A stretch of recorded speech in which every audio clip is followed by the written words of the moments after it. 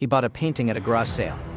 The people in it started moving. The painting was old, the colors faded, but there was something about it that drew Paul in. It depicted a family of four standing in front of a house, their expressions solemn and lifeless. The seller was eager to get rid of it, practically shoving it into Paul's hands. That night, Paul hung the painting in his living room. As he passed it on his way to bed, he noticed something strange. The little girl in the painting was smiling now. The next morning, the father's hand had moved, resting on the mother's shoulder. By the third day, the family was no longer in front of the house. They were closer to the edge of the painting, their eyes fixed on Paul no matter where he stood. Terrified, Paul tried to take the painting down, but it wouldn't budge. That night, he woke to the sound of footsteps in his hallway. When he checked the painting, it was empty. The family was gone. Paul turned around and found them standing in his living room, their faces twisted into unnatural grins.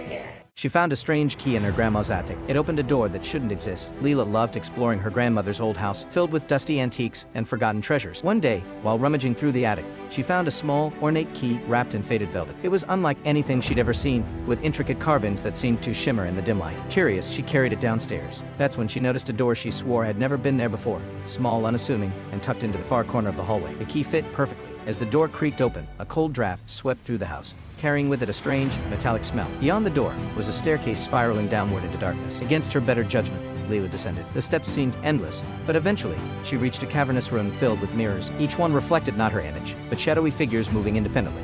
One mirror stood out. It showed her grandmother, young and terrified, being dragged away by something unseen. A whisper echoed around her. "You shouldn't have come here." Before Leela could run, hands emerged from the mirrors, pulling her into their cold, glassy depths.